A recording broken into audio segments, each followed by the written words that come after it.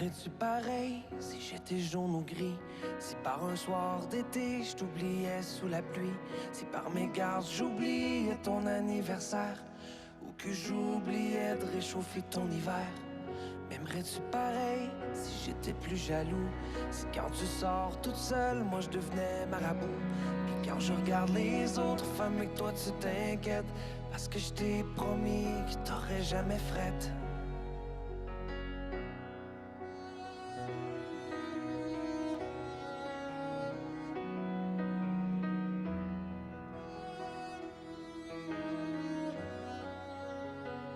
M'aimerais-tu pareil si j'étais un peu plus petit?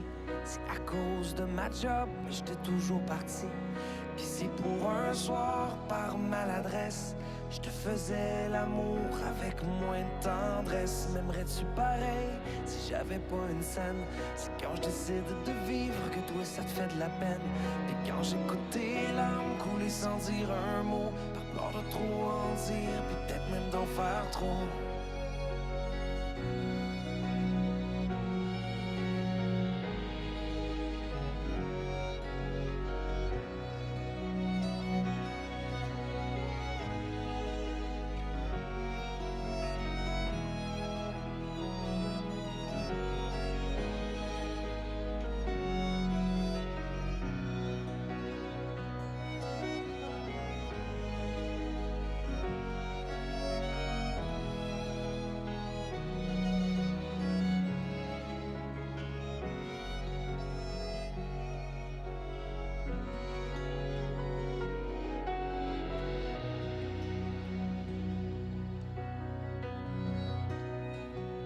M'aimeras-tu pareil quand je cacherai ton image? Quand je deviendrai trop vieux, moins jeune mais plus sage? Quand au lieu d'aider, moi je te ferai manquer d'air? Parce que ma jeunesse aura pris de l'arrière. M'aimeras-tu pareil quand j'aurai mal partout? Quand je me plaindrai sans cesse, quand je me plaindrai de tout? Quand j'aurai le mal de la vie qui a peine à continuer? Ben moi c'est dans tes bras que je voudrais capituler.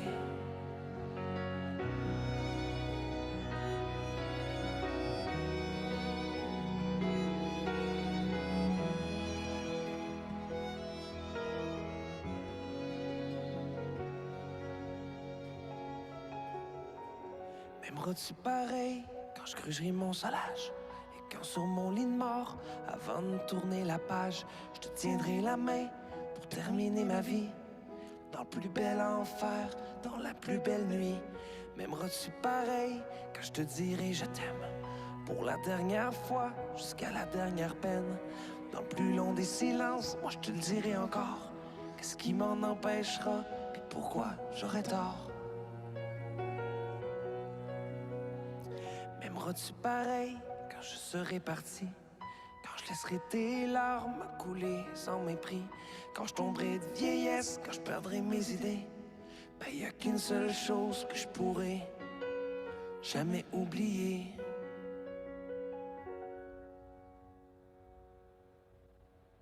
C'est que je t'aimerai pareil.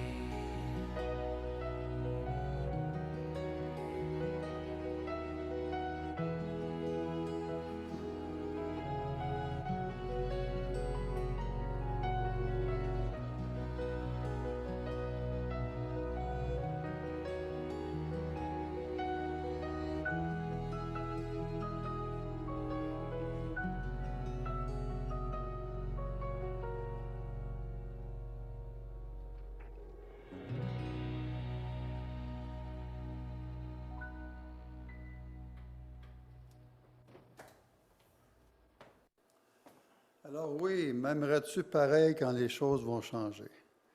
Alors, as usual, the interpretation in English is offered. And so, accueillons Marc pour son message aujourd'hui.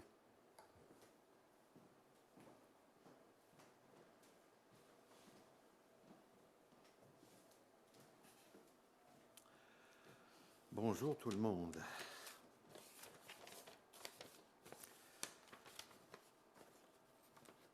Alors, merci. Là, le truc est ici. Normalement, quand je fais des sermons, toujours un peu trop long, je pense. Hein? Puis je m'entends pas parler, puis ça va toujours un peu longtemps, mais tout le monde est bien sympathique, puis personne ne se plaint, puis tout le monde écoute jusqu'au bout. Mais aujourd'hui, ça va probablement être plus court que d'habitude. Alors, mon texte est pas mal tout écrit. Je vais moins improviser.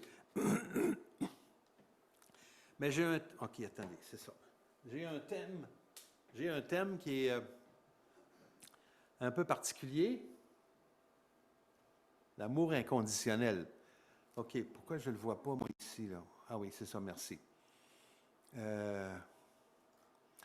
y a quelques semaines, quand on mangeait en bas, après le service, on a eu une petite discussion, on était 3 ou 4, il y avait Mélissa, il y avait, je ne sais pas s'il y avait Gino, et puis j'ai posé la question, l'amour inconditionnel, est-ce que c'est vraiment possible? Est-ce qu'on peut vraiment aimer sans condition? Je me dis, aimer sans condition, c'est difficile. Donc, j'ai dit, ça ferait un bon sujet pour un sermon, d'explorer cette notion-là. Donc, en fait, mon sermon aujourd'hui, c'est sur l'amour inconditionnel, mais l'accent, il va être mis sur inconditionnel. C'est ça ici qui est important. Excusez-moi.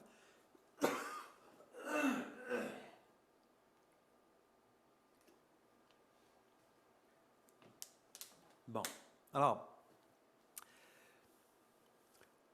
donc, je me demandais si c'était vraiment possible d'aimer inconditionnellement. Ça m'a forcé à réfléchir. J'en ai parlé à Isabelle, ma femme,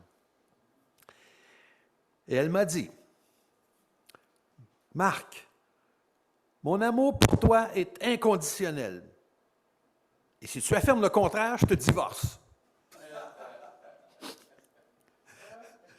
En fait, ce n'est pas exactement les mots qu'elle a dit, mais c'était dans ce sens-là. Je remettais en question inconditionnel. Ce n'est pas vraiment possible, mais... Donc, elle a dit, non, elle dit, si tu ne dis pas ça, là, tu vas m'avoir dans ton chemin. Alors, étudions cette question de plus près. Examinons d'abord ce qu'en disent les textes savants. OK? Je suis allé fouiller un petit peu. Alors, bon, ça ne veut pas avancer. Pierre, ça ne veut pas avancer? Ah, voilà. Alors, j'ai lu dans un magazine, Passeport Santé, l'auteur, c'est Sarah Adida, c'est une journaliste scientifique. Puis elle traite dans la section psychologie. Mais c'est vraiment intéressant ce qu'elle dit. L'amour inconditionnel serait une manière d'aimer l'autre entièrement, de l'accepter tel qu'il est, sans réserve et avec ses défauts et ses qualités. Déjà ça, là, c'est avec ses défauts et ses qualités, aimer inconditionnellement. On poursuit. Dans l'amour conditionnel, OK? C'est pas l'amour inconditionnel, dans l'amour conditionnel, vous donnez votre amour en échange de quelque chose, de manière consciente ou inconsciente. Cela peut être une qualité extraordinaire perçue chez l'autre, ou encore un confort matériel, l'argent, ou de l'affection, de l'attention, du temps passé.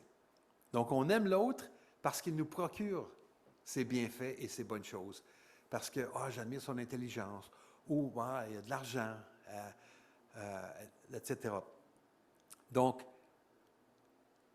c'est une des raisons qui motive notre amour, dans l'amour conditionnel.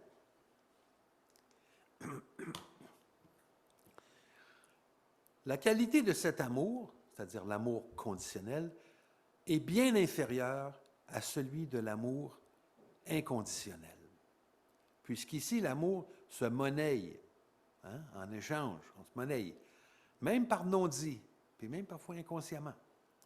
On perd beaucoup de la beauté de l'amour qui est normalement gratuit et sans attente de retour. On peut dire, wow, tu sais, c'est un journaliste scientifique, la science, tu sais, qui est capable de dire des choses comme ça, tu sais, on dirait quasiment des textes de nos vrais parents, tu sais, c'est quelque chose.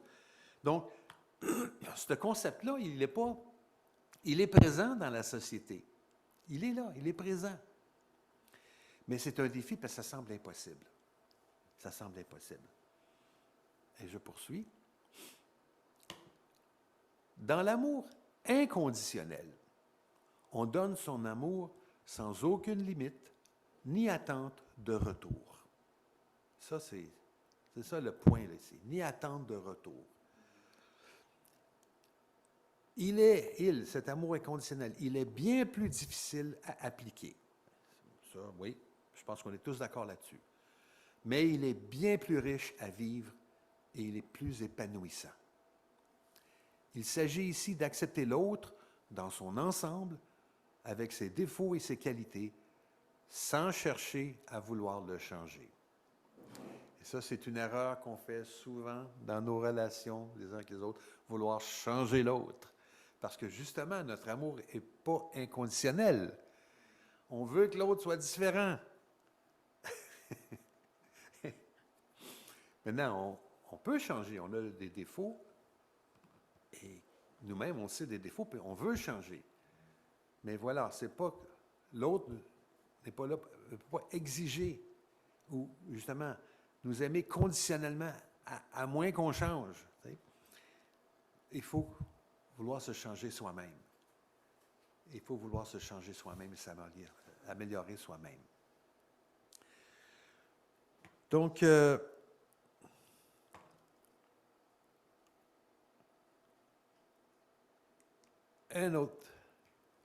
dernière note. Alors, c'est un amour qui vit dans l'absolu, le dévouement, l'affection intense et peut difficilement être rompu. On n'attend rien en retour. Et c'est là que réside la beauté et la pureté de cet amour. C'est beau, hein? On lit ça, puis on dit, « Wow, c'est touchant. » Et de lire ça dans un texte de psychologie sur un magazine populaire, là, Passeport Santé, ça m'a beaucoup... Je ne m'attendais pas à ce genre de choses. Par contre,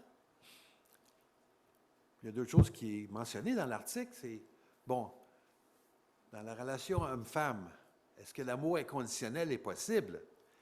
Parce que souvent, c'est conditionnel à ça. Donc, et dans le monde déchu, si un des partenaires aime inconditionnellement, mais l'autre, non, alors là, il y a un déséquilibre. Et ça peut créer des gros problèmes. Des personnes, la femme qui s'attache à tel homme, puis malgré ses défauts, malgré qu'il la bat, les gens m'ont dit, quitte-le, quitte-le.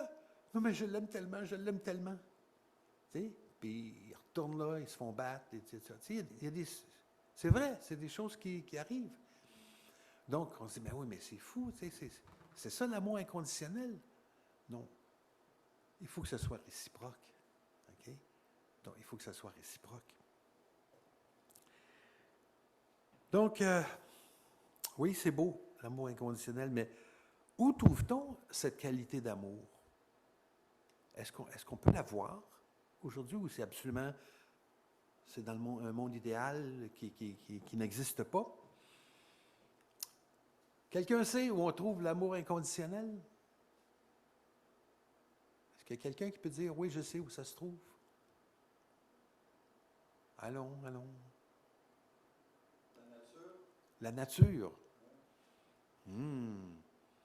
Ouais, t'aimes te faire piquer par des maringouins? Non, c'est l'amour parent enfant. Hey! Voilà quelqu'un qui a compris. L'amour parental. Fondamentalement, il y a des exceptions, il y a des parents qui... Mais fondamentalement, l'amour parental, c'est un amour inconditionnel. On aime nos enfants inconditionnellement, même s'ils font des bêtises, on va les réprimander, on va les corriger, mais on va les aimer. Et c'est la raison pourquoi les vrais parents nous enseignent que la relation parent-enfant, c'est la relation la plus profonde. Que la relation entre Dieu et nous, c'est une relation, le cœur parental, c'est un lien parental, et c'est l'amour le plus fort, et qui dure le plus longtemps, parce que ça dure vraiment toute la vie, ça dure pour l'éternité. Donc, ça, on sait tout ça, le cœur parental. Maintenant, dans ma vie à moi, là, je vais parler un peu personnellement, mais chacun, on doit se poser ces questions-là. Hein? Moi, dans ma vie à moi, comment est-ce que je découvre le cœur parental de Dieu? OK? Bon, j'ai utilisé cette photo-là comme fond d'écran ici pour mon sermon.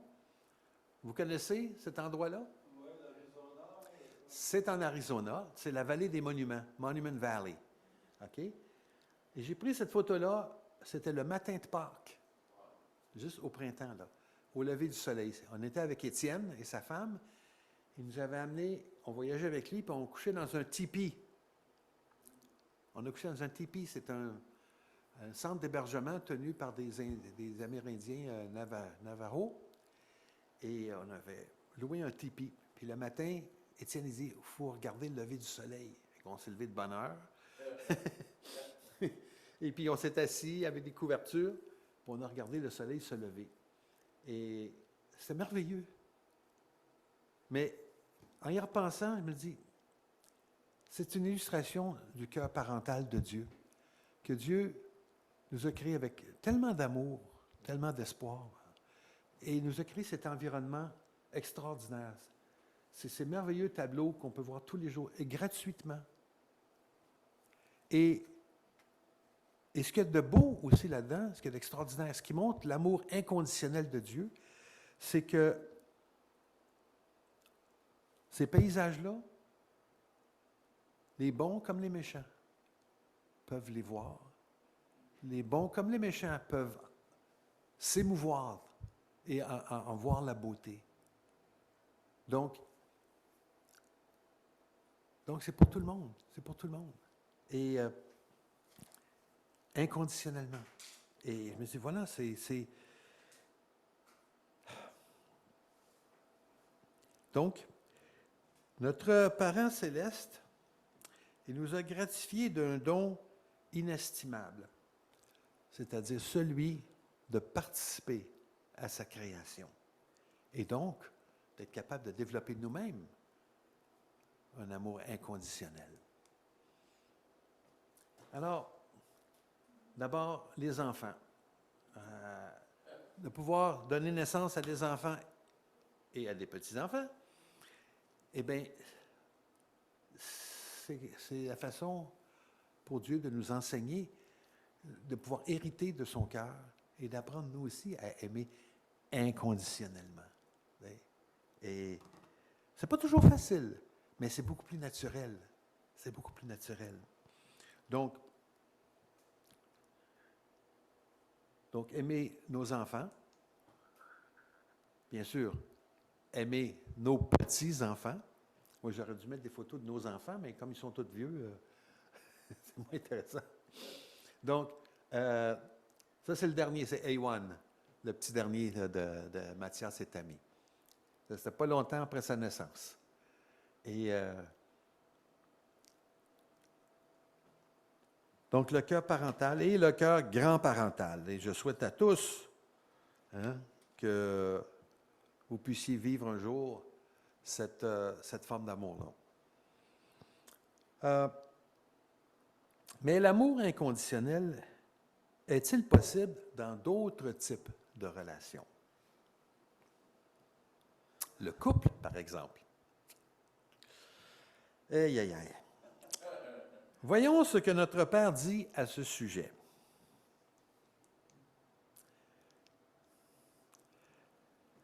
Le meilleur exemple de ce que devrait être l'amour conjugal est l'amour inconditionnel des parents pour leurs enfants. C'est l'exemple. L'amour qu'on a pour nos enfants, c'est l'amour qu'on devrait avoir pour notre conjoint, notre conjointe. C'est ainsi que mari et femme devraient s'aimer l'un l'autre. Mais comme je disais, là, chacun a une situation. Là, je pense à moi. Moi, là, est-ce que Marc et Isabelle s'aiment l'un l'autre de cette manière-là? Ça force la réflexion. J'aimerais pouvoir dire naturellement, oui, pas de thé, mais avec la nature déchue, ces choses-là dont on a hérité, qui sont des contradictions à l'intérieur, c'est pas toujours évident. Hein? Puis on a nos petits conflits, mais je pense que on n'est pas loin. On n'est pas loin. On est encore ensemble après, mon Dieu, quasiment 40 ans de mariage.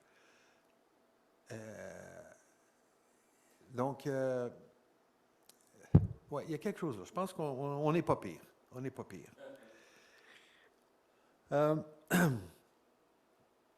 Donc,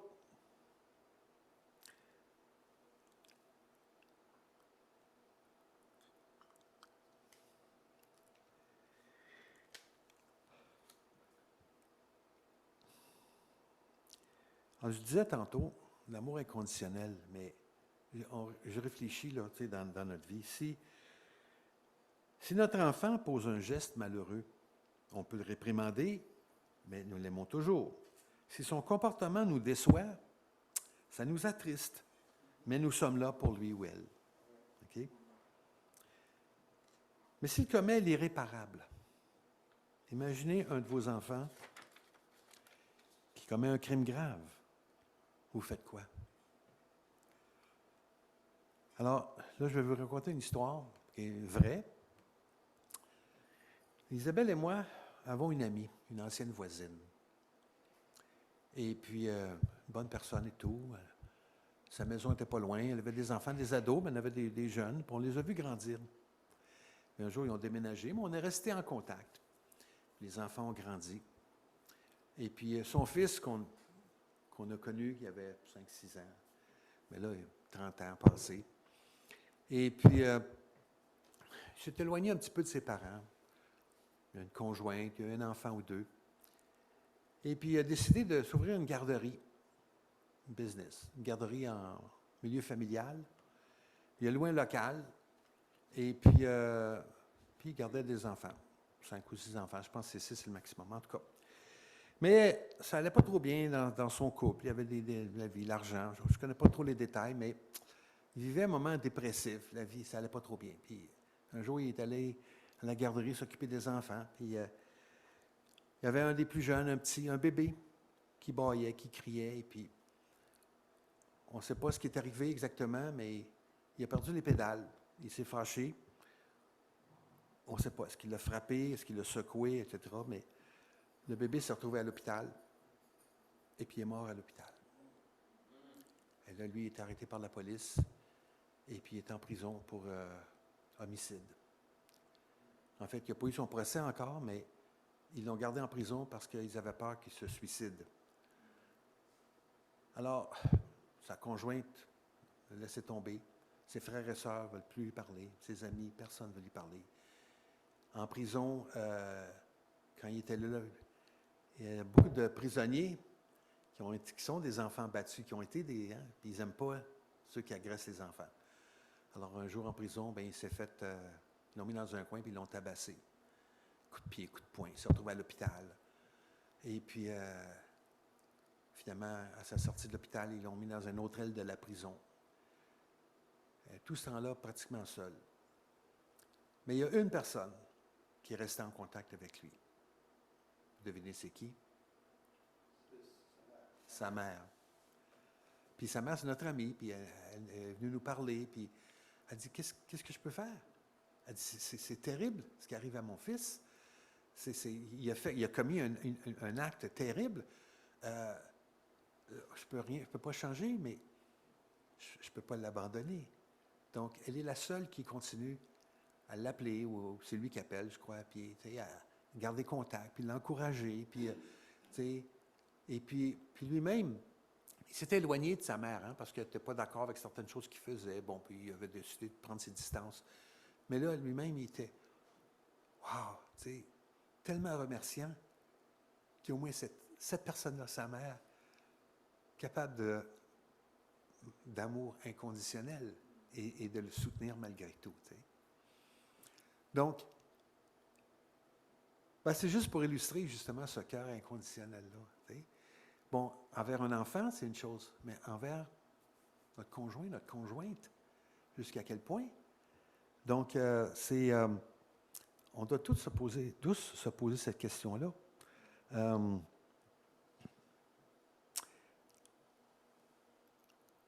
Alors, ce que notre Père nous dit dans le passage, c'est que c'est de cet amour-là que nous devons aimer notre femme, notre mari. Est-ce que j'aime ma femme de cet amour-là? Pour être vraiment honnête, je dois me poser la question. Je ne peux parler pour tout le monde ici, mais en ce qui me concerne, ben, j'ai conscience que j'ai encore du chemin à faire. Ah, mon amour est-il conditionnel? Est-ce que j'aime ma femme parce que je la trouve belle? Et si elle devenait défigurée? Un accident, quoi que ce soit, si elle perdait les bras, je ne sais pas.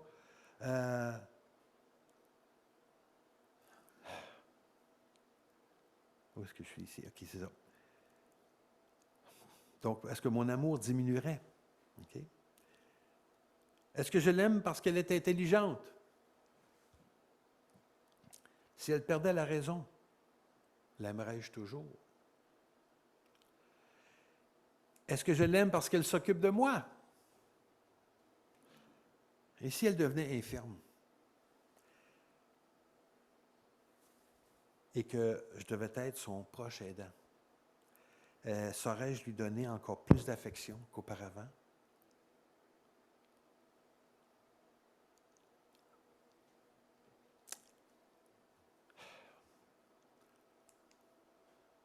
Voici ce que notre Père dit.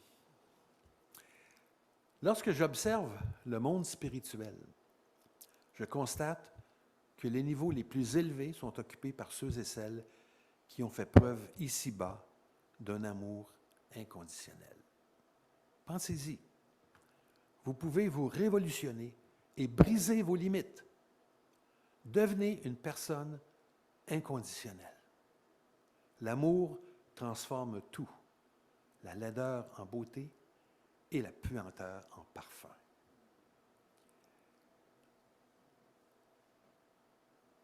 C'est un défi incroyable que les vrais parents nous donnent. Mais une chose que je retiens ici, c'est que ce que notre Père dit, c'est que les personnes qui se trouvent le plus près du cœur de Dieu, hein, les gens les plus hautes sphères du monde spirituel, ce ne sont pas les personnes qui font preuve de la plus grande foi, mais celles qui aiment sans se mettre de limites, sans poser de conditions, sans juger, sans compter. Et c'est ça, c'est dans le fond, le plus grand défi de notre vie de foi, c'est d'apprendre à aimer inconditionnellement. La foi est importante, bien sûr, mais l'amour et l'amour inconditionnel est encore plus haut. Parce que quand on aime inconditionnellement, ça englobe tout. Et c'est ce que notre parent céleste et nos vrais parents nous enseignent depuis toujours. Donc, devenez une personne inconditionnelle. C'est vraiment notre défi. Car l'amour transforme tout, la laideur en beauté et la puanteur en parfum. Voilà, c'est mon message pour aujourd'hui. Je pense qu'on n'a pas besoin d'en dire plus. Je vais prier.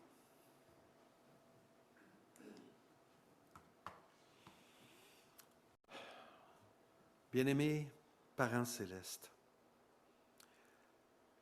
merci pour tout ce qui nous est donné.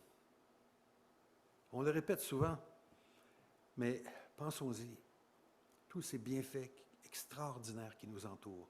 Non seulement cette merveilleuse nature autour de nous, mais aussi les personnes autour de nous, nos parents, nos frères, nos sœurs, nos amis, nos enfants, nos familles.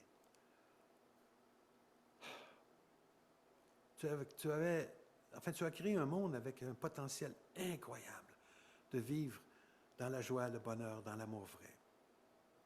Bien sûr, à cause de la chute de nos premiers ancêtres, tout ça, ça a été chamboulé. Tout ça, ça a été vu, non pas détruit, mais transformé, enlaidi. Alors, parfois, on est capable, nous les êtres humains, de faire des choses extraordinaires. Oui, on est capable d'aimer inconditionnellement à certaines occasions. Et à d'autres, on devient très conditionnel. Et parfois, même jusqu'à ne pas aimer. Parfois jusqu'à la haine. Et on le voit, et on l'a vu dans l'histoire, et encore aujourd'hui. La haine qui existe. La haine entre peuples, entre nations, entre religions. La haine entre sociétés, la haine entre races, la haine entre personnes. Alors, pardonne-nous, Parent Céleste. Pardonne-nous pour nos fautes, pour nos manquements, pour les failles dans notre cœur. Et nous prions que, à travers les paroles de nos vrais parents, à travers l'observation du monde autour de nous, qu'on reconnaisse l'importance de cet amour inconditionnel. Ce que les vrais parents appellent l'amour vrai. S'il te plaît, aide-nous à être plus conscients de cela. Aide-nous, Parents Célestes, s'il te plaît, à ce que nous grandissions notre cœur, que nous apprenions à aimer plus, à aimer vraiment plus, à aimer inconditionnellement. C'est un grand, grand défi. C'est notre plus grand défi dans la vie. Mais voilà, c'est ce que tu attends de nous.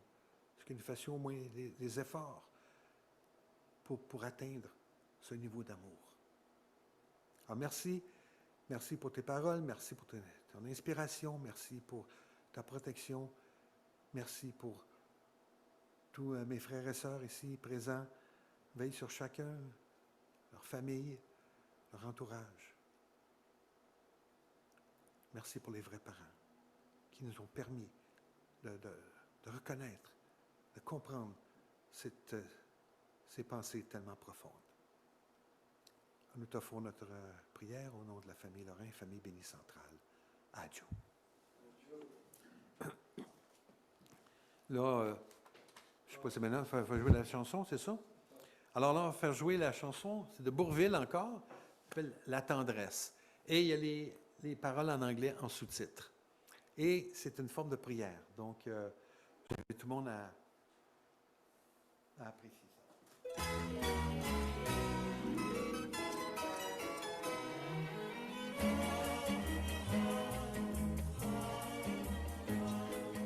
On peut vivre sans richesse, presque sans le sou.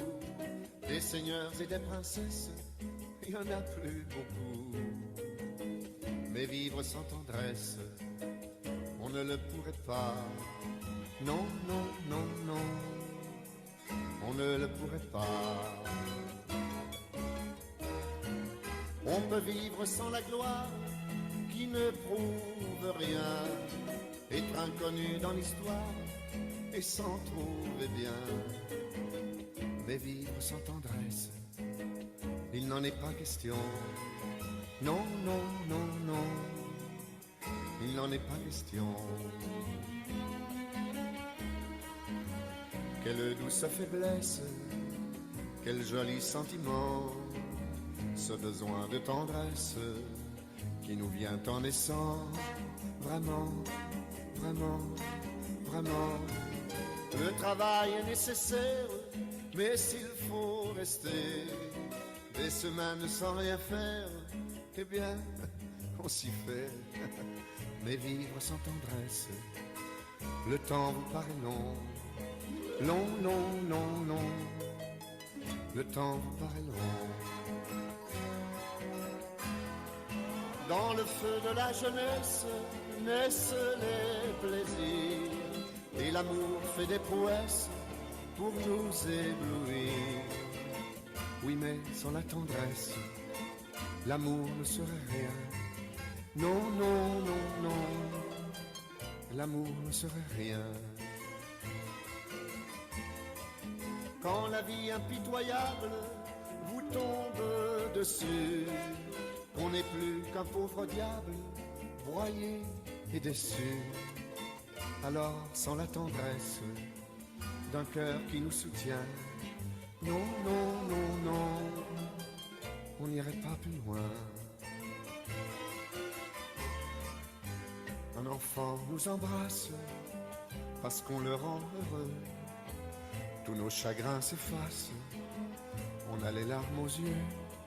Mon Dieu, mon Dieu, mon Dieu, dans votre immense sagesse, immense ferveur, faites donc pleuvoir sans cesse au fond de nos cœurs des torrents de tendresse pour que règne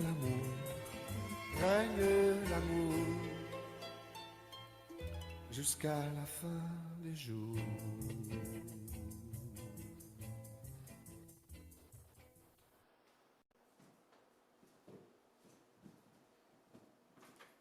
Quelle belle chanson, quel beau propos. Alors, merci Marc de poser des questions essentielles sur l'amour inconditionnel en relation avec l'amour parental. Et ce dont tu nous as parlé aujourd'hui, c'est est-ce qu'on pratique l'amour vrai dans nos vies? Alors, c'est pour ça qu'on vient ici le dimanche, pour réfléchir sur ces choses-là. Tu as toujours des belles photos et un beau message à nous offrir. Oui. On a vécu pour ça. Oui. On vit pour ça. On vit pour ça. On continue à vivre pour ça. Et voilà. Alors, on va